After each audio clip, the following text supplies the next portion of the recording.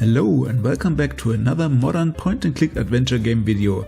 It's been a while, so I played quite a few games, so we are going to talk about not 3, not 4, not 5, but 9 games in total. I will keep it a bit shorter though, to prevent making this video too long. So without further ado, here are another 9 great modern point-and-click adventure games.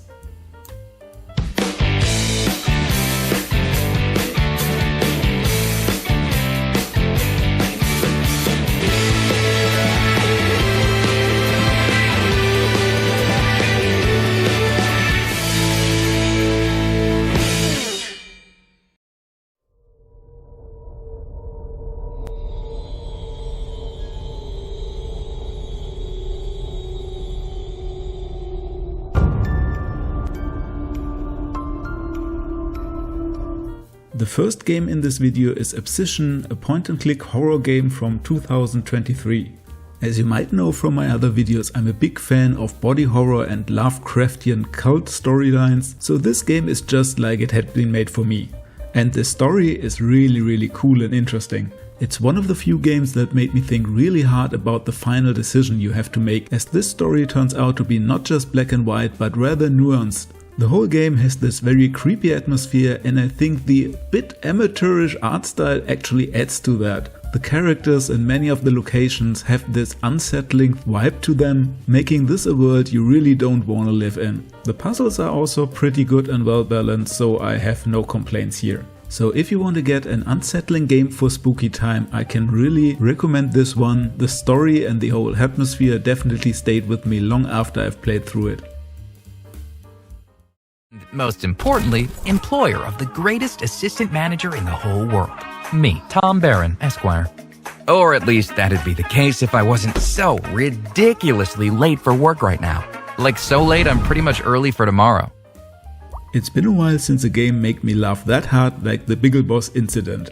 I guess you need to have worked in an office space once in your lifetime to really relate to the humor, but it's very funny. Full of witty comments on the tropes and cliches of your everyday working space. And the charmingly animated cartoon characters lend themselves perfectly to this type of humor.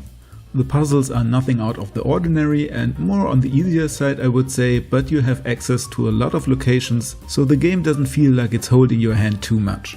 If I had a criticism, it would be that the game runs out of steam a bit towards the end and the game is pretty short. But it's short and sweet and very funny, so I definitely recommend playing this one.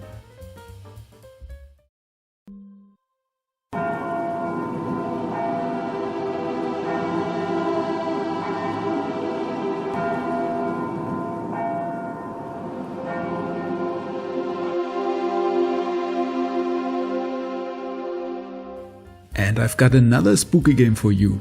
An English Haunting must be one of the most beautiful pixel art games I've ever seen. It reminds me very much of the classic Fate of Atlantis by LucasArts, and I just can't stop looking at it. The atmosphere of this game is just amazing. Gameplay wise, it's similar to Nightmare Frames, the last game of the same developer, so I got no complaints here. Puzzles make sense, but never get overly obtuse or confusing. Just make sure to always exhaust the dialogue trees, because sometimes the dialogue options that sound optional are actually needed to progress in the game. All that being said, I still prefer Nightmare Frames over this game because it just has a better pacing in my opinion. An English Haunting is a very slow-paced game with exhaustive dialogue, and the actual story is not really that interesting because not much is happening until the end. If you want to explore an early 20th century London, this game is perfect for you. If you're looking for a dramatic plot with memorable characters, maybe not so much.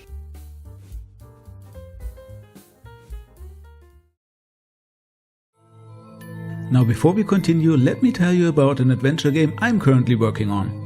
It's called The Jester and the Madman, and it's a Lovecraftian detective adventure with digitized 90s style graphics, and it's releasing on Steam on the 21st of October, so it's ready for Halloween. If you want to try out the demo or put it on your wishlist, I will leave a link to the Steam page in the description below.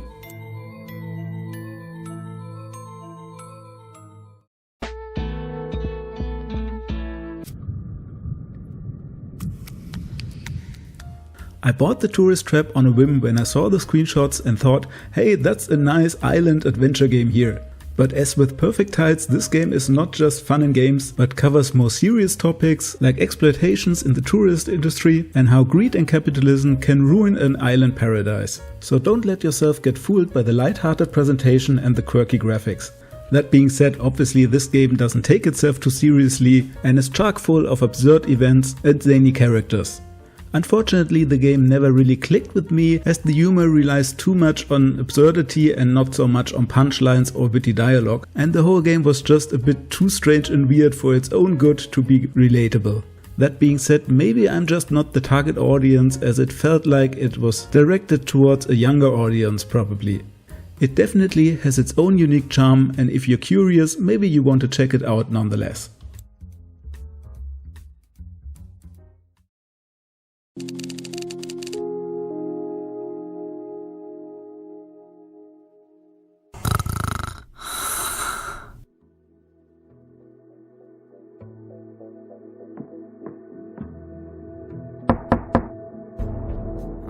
We're closed.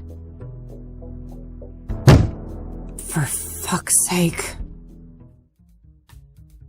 You remember when I said earlier that An English Haunting is one of the prettiest pixel art adventures? Well, Cathy Rain 2 might be the #1 spot here. It's really impressive how it pulls off this pixel art look in a pretty high resolution.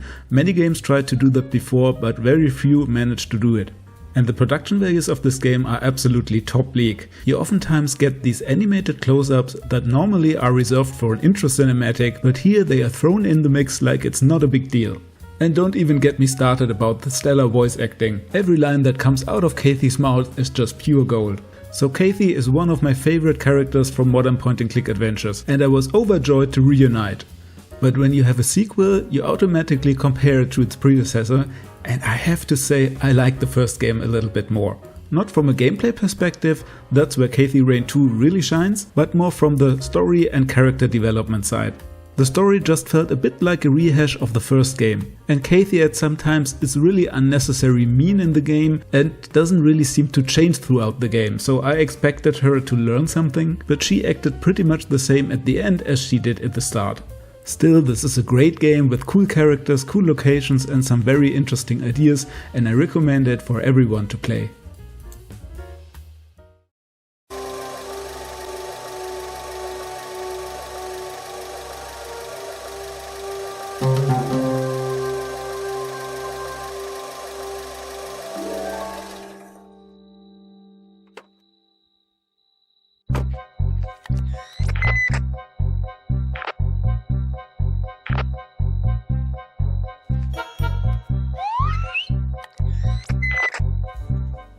The campsite must be one of the cutest and most adorable point-and-click adventures I've ever played. You play as a part of this charming group of kids trying to set up a camp in the woods and finding a treasure. The writing in this game is just perfect, and it immediately transported me back to the 90s with games like the LucasArts adventures. It's a very short game with only about an hour of playtime, but it's free to download on itch.io, and I really hope that the developer will create something more substantial in the future. So if you're longing for some warm, fuzzy feelings and a bite-sized adventure, this is perfect for you.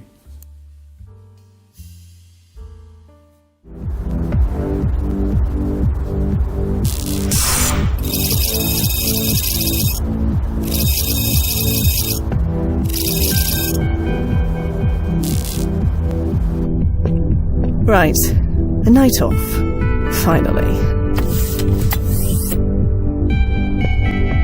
Now to find something to do with it.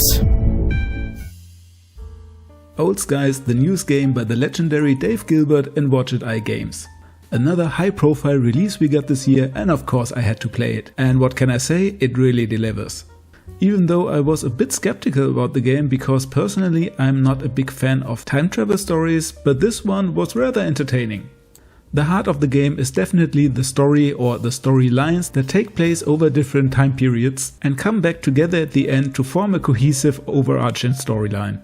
It takes a bit to get going, and typical of these sci-fi time travel stories, you have a lot of exposition and stuff that has to be explained, but before too long you're intrigued by the characters and the little stories that you encounter and start asking questions about the world and the job you do. My only little nitpick would be that the end feels a bit rushed, and I wish there was some sort of epilogue to give the revelations a bit more room to breathe. The puzzles are definitely on the easier side, and you oftentimes only have a few locations that you can visit and only a handful of items at a time. So they don't get into the way of the story, but they also don't really add that much. I personally would have preferred something a bit more engaging here, but maybe with the next game. The voice acting is also top tier, and you get quite a lot of game for your money, without ever overstaying its welcome. It's not quite unavowed for me, but it's a game I can easily recommend. Well, you know, chrono adjustment. Derailed all my evening plans. Ooh, yeah, been there. I know how it feels. You're doing the right thing. Oh, praise the sunshine, praise the light, praise the darkness and praise the night, praise the critters, praise the beasts, praise the flowers, the honey and the bees. The Holy Gosh Darn took me a bit by surprise because I never make uninformed purchasing decisions, and the game is actually not just a point-and-click adventure but also a platformer. Luckily, the platformer sections are easy enough that even an old geezer like me was able to complete them at least on the second or third try, and the controls are very tight.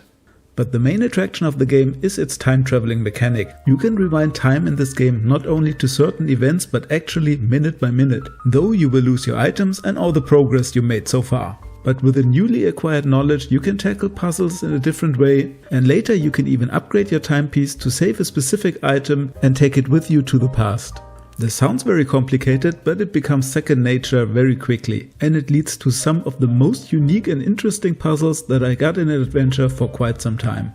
At first I was also a bit apprehensive towards the edgy humor, but the great writing and the very lovable characters won me over very quickly. The Holy Gosh Darn is a great experience I can't recommend enough, and I think this game really deserves more attention from the point-and-click adventure community. We don't have to kill anyone. Well, probably not. Look, those phantoms that showed up, they might be a tiny little bit my fault. Ordered the 743 from Pierre Lorraine for Rosewater, Western Vespuccia. No baggage to speak of, in the literal or metaphorical sense. Just a little hope. And that doesn't take up much space. The thoughts in my head are running together like the landscape outside the window. Excitement and trepidation and boredom mixing like the scrub and rocks and soil into one long blur. Rosewater is a beautiful game, and not only because of its graphics, but also how it represents its world. You can really feel the love and dedication that has gone into this game in every corner.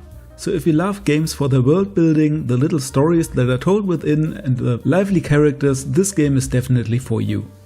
That being said, I'm personally more of a straight plot and linear storyline kind of guy, so playing through all the little side stories got me a little bored. Don't get me wrong, they are very well written and executed, but the main story that I bought in at the beginning of the game got a bit to a screeching halt in the middle. So maybe if I knew more about the game's structure before playing, I would not have been so impatient with the story vignettes and enjoyed the game more for what it is. What I can't forgive the game so easily though is that one of the characters that I like very much does something very drastic through the storyline, and that seemed out of character to me and really took me out, and I didn't really want to talk to that character after what he had done. That being said, we are talking about a very long game here, so that's really just one occasion where the writing lost me, and all the other stuff is really top notch. So my advice would be, take your time with Rosewater, really get to know the world and its inhabitants, and take it all in as if you were on a journey. Then you get a very satisfying and multifaceted experience that immerses you in a unique world like few other point-and-click adventures do. But she is quite expert at hiding her feelings. More gets to her than she lets on. You think? I know. You don't think she's really cold and heartless, do you? She's just careful about who she lets in. It's hard to trust when you've been burned too many times. I suppose I can relate. So there you have it, quite a bunch of new modern point-and-click adventure games, and you really can't say that this genre is dead. I have a long list of games on my Steam wishlist unreleased or new, and I can't wait to play them all and tell you all about it. If you have any recommendations, please leave them in the comments below. I'm always eager to learn about new point-and-click adventure games. And if you enjoyed the video, consider subscribing to the channel to get new episodes in the future, or leave a like so the video gets recommended to other people on YouTube. And with that, see ya!